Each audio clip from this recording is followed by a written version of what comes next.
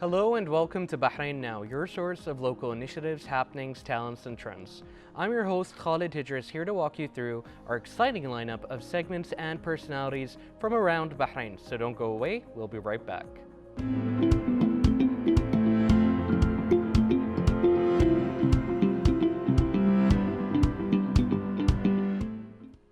The recently held Social Housing Innovation Summit of 2025 conference under the patronage of His Royal Highness the Crown Prince and Prime Minister is one of the new initiatives launched by the Ministry of Housing and Urban Planning in cooperation with the Iskan Bank. To talk more about that, we are pleased to be joined here in the studio by Mr. Ahmed El Sharaf, the Director of Developer Affairs at the Ministry of Housing and Urban Planning. Hello, thank you so much for joining us. How are you? I'm very well, thank you. First of all, thank you so much for inviting me to the show, and I'm more than happy to be here to discuss and answer any questions you may have on the subject. Brilliant. So let's get started then. So first of all, can you tell us a little bit about the concept of Social Housing Innovation Conference and what inspired the launch of this conference? Well, first of all, the Innovation Summit Conference and Exhibition was an opportunity to showcase the advancement in social housing. And as you're aware, under the directives and the guidance of His Majesty King Hamad bin Isa Al Khalifa, may God protect him, there was a directive to produce as fast as possible 50,000 housing units. And of course, such initiative requires a huge amount of effort, both from the government and the public sector and the private sector, and pretty much all stakeholders involved. From this, the Housing Summit and Exhibition was initiated to showcase the efforts that are undertaken between all stakeholders and all parties to provide as many solutions to the citizens and beneficiaries within the Kingdom of Bahrain. And within this opportunity and within this conference, the Ministry of Housing and Urban Planning was able to launch a number of products, whether it is financing products such as Tasheal Plus, which I'm more than happy to elaborate in a second, as well as Tumuh 2.0, as well as expansion in the government land development program, which are all various collaborations between the private and the public sector to provide the maximum amount of solutions and opportunities for our citizens to receive their dream home. That is wonderfully said, and it's always great to see how, with the government of the Kingdom of Bahrain, every sector is given its dues, and our leadership really encourages putting our all into everything in order to provide citizens with a better life. Now, you've mentioned a couple of, I believe they were apps that you wanted to elaborate on. Could you please tell us about them? Oh, absolutely. So, within these various programs that we have launched, it's not just a matter of launching a program.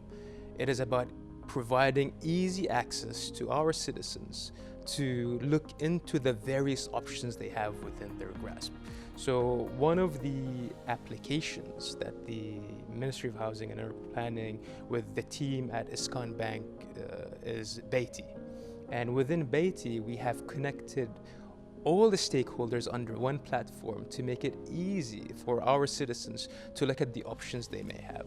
Within the Beiti app, the citizen can look at the various financing programs, can look at the various stock and supply of housing units provided either by the private sector or in collaboration between the private sector and the public sector. So we have given them a plethora of options and opportunities to look at every possible option and opportunity to obtain a housing unit. Not to mention, this expansion of options is there to meet the requirements of our citizens, because every individual is unique, and we understand that within these unique circumstances requires a multitude of flexible options to provide to our citizens. That was very brilliantly said, and I like how it sounds like a one-stop shop, right? Because you've got your options, and then you've also got, whether it's something that matches, like you said, your situation, so it's very well thought out. Now, you were talking earlier a bit about partnerships and collaborations. What can you tell us about how those fed into the outcomes of this conference? So within the conference, we had a number of different events going on in sync. So one, we had the conference, which had a number of leading experts within the field to come in and have open discussions. And within the outcome of these open discussions, we were able to further enhance and refine the programs we have, because feedback is important, and only through taking in feedback can we improve what we have. Additionally, we had the housing exhibition, which had a number of different entities from the private sector, which included developers. From the private sector, we had the financing banks. From the government sector, we had the Ministry of Housing, Urban Planning, Iskan Bank, and a number of other related government entities, all under one roof. By having everyone under one roof, the citizens of Bahrain were able to come into this exhibition and look at all the options in front of them. And we tried to make their life as easy as possible to bring them closer to obtaining their dream home. Wonderfully said. And can you tell us a little bit about what has been the feedback of the outcomes received? Like, have you gotten any feedback from any citizens yet? So within the exhibition, there were a number of developers who showcased their projects. Additionally, an important aspect of what we do through the government land development program is where we have government-owned lands and we have private sector developers who come in together to develop housing units. So this is a great way to share the responsibility of providing the housing units. So within the exhibition, we had the opportunity to launch a number of projects for booking and reservations through a new initiative of allowing our social housing beneficiaries to obtain units that are under construction, which roughly off-plan sales, as they would say. And when we launched these programs within, or these projects within the exhibition, within the modest 2-3 days that we were there, they were sold out completely or booked out completely.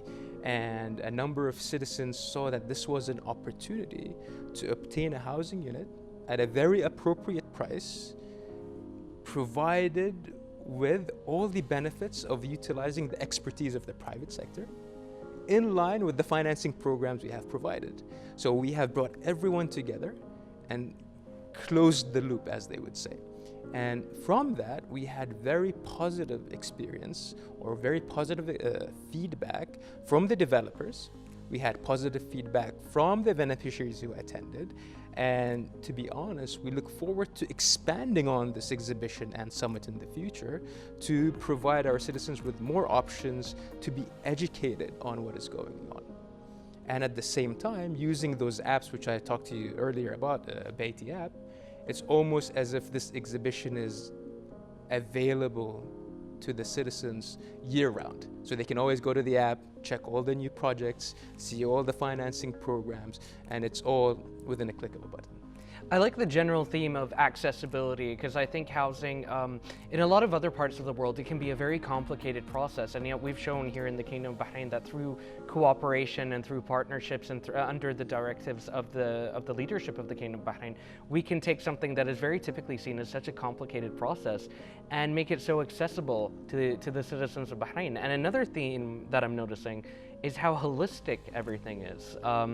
Working with developers, different sectors, and I also heard that you had leaders around from various different fields as well in attendance, sharing their expertise. Could you tell us how you value their cooperation in this conference? Oh, absolutely. We definitely had leaders in various fields talking about their experiences and sharing feedback of what they've seen around the world. And I think Bahrain is special. We are innovators in the field, and by continuously taking that feedback and implementing key points that cover gaps within our overall process, it's where we see the utmost success.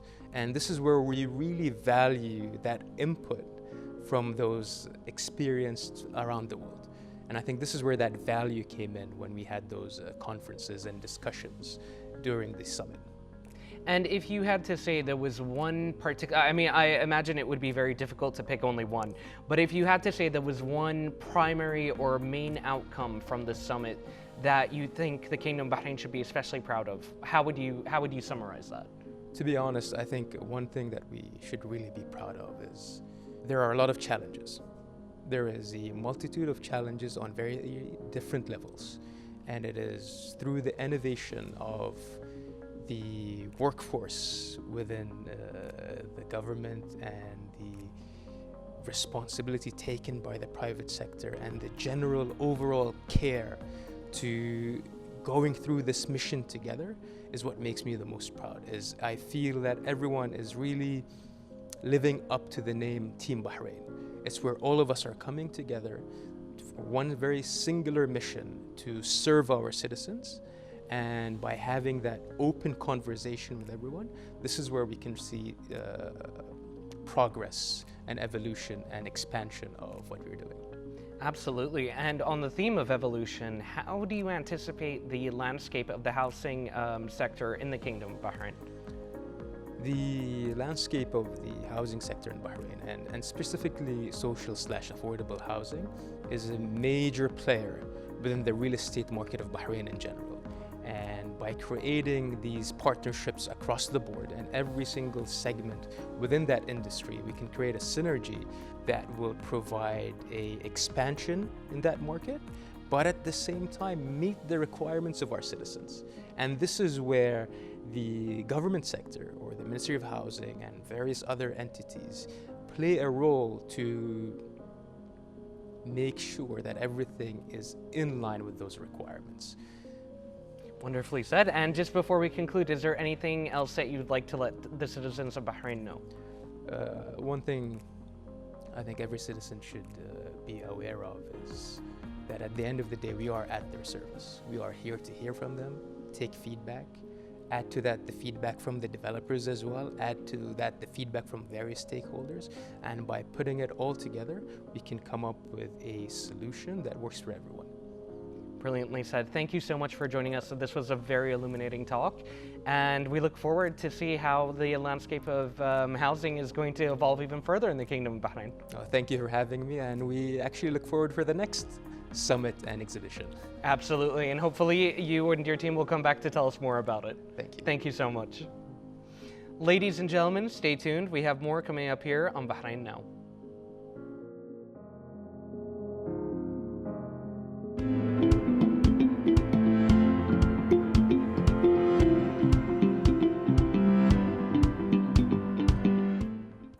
And now let's take a look at what's going on beyond the studio in the following report. The Embassy of the Russian Federation in the Kingdom of Bahrain hosted a concert organized by the Russian-speaking community members residing in Bahrain, dedicated to the 80th anniversary of victory in the Great Patriotic War. The event featured an exhibition of fabric postcards in remembrance of the heroic deeds and sacrifices made during the Great Patriotic War, musical performances and artistic tributes, TAS photo exhibition, and the Immortal Regiment. First of all, welcome all.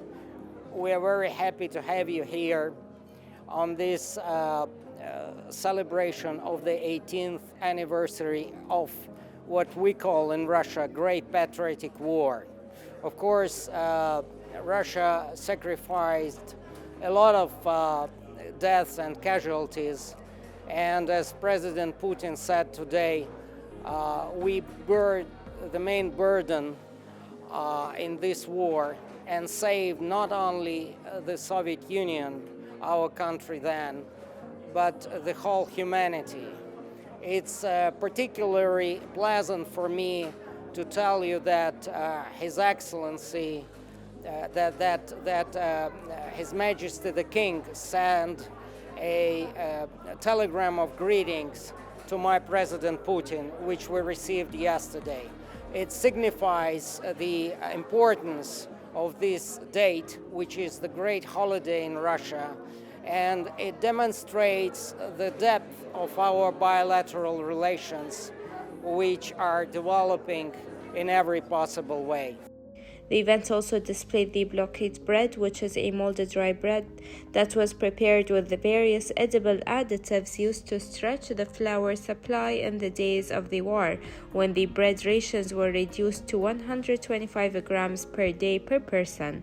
The event saw the attendance of representatives of the Ministry of Exterior, ambassadors, VIPs, and members of the Russian-speaking community in Bahrain.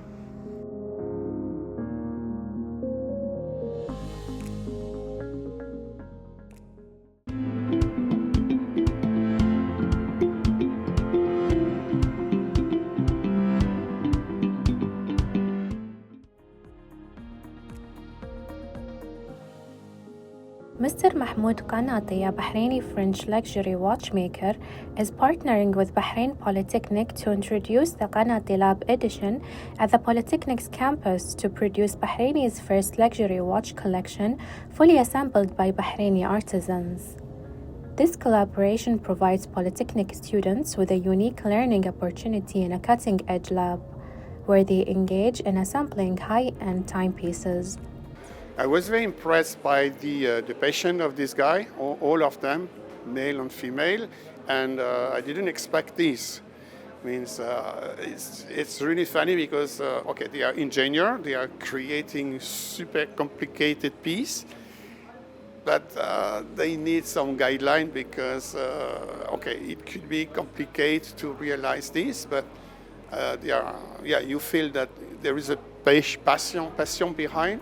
And it's nice and funny.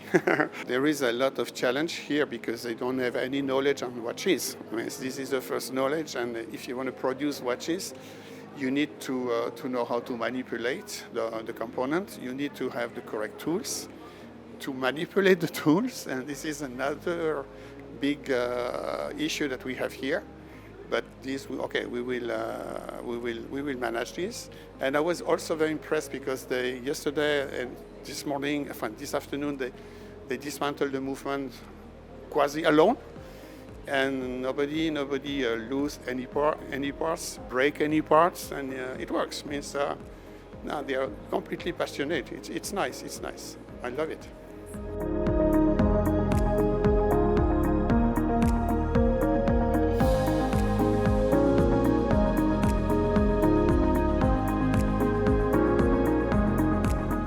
We had great numbers looking to get involved in the program. In fact, we couldn't take everybody who wanted to be involved because I think people saw they were getting something added. It was something different. It was something new. And certainly, if you can see them here and hear the vibe that's here today in this lab, it's outstanding. And I think the students, for what they've done in the last few weeks and what they're learning, has been very significant. Indeed, even with Pierre for the last few days, they've taken the watches apart, they've reassembled them, and then they're checking to see that they're actually holding their time and working. And they would never be exposed to that outside. And they're from all spheres across the Polytechnic, from engineering, mechanical engineering, there's marketing people, there are web design, there are HR people. So they're all of the disciplines coming together and looking at doing something that's uniquely different.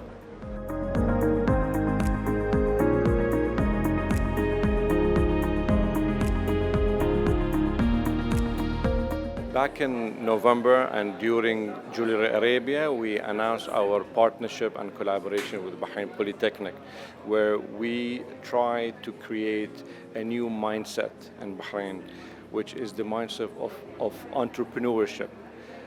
In Qanati Lab at Polytechnic, what we do is we teach watchmaking, but not only that, we teach them how to do proper marketing in the luxury industry. We teach them much more than that within the luxury industry. We also do prototyping. So although we focus on watches here, the students can go away and use the same techniques in creating any product they could think of.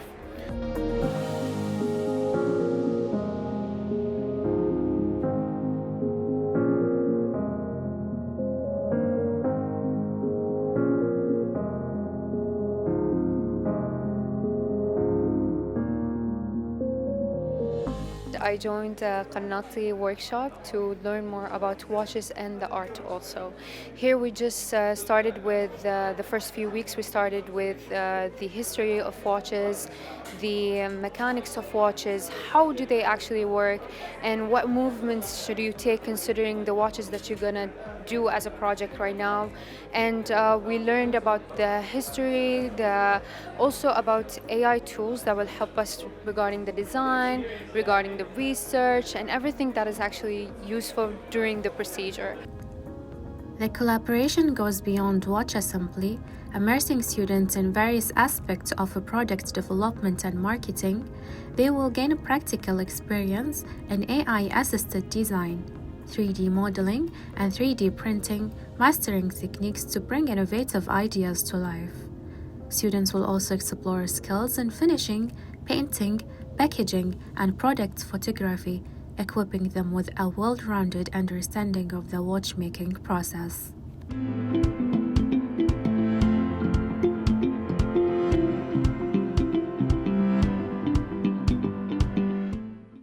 This brings us to the end of today's episode. Thank you so much for watching, and as always, be sure to reach out to us on our social media accounts shown below. We love to hear from you. This was Khalid Hidris, and until next time, good night and God bless.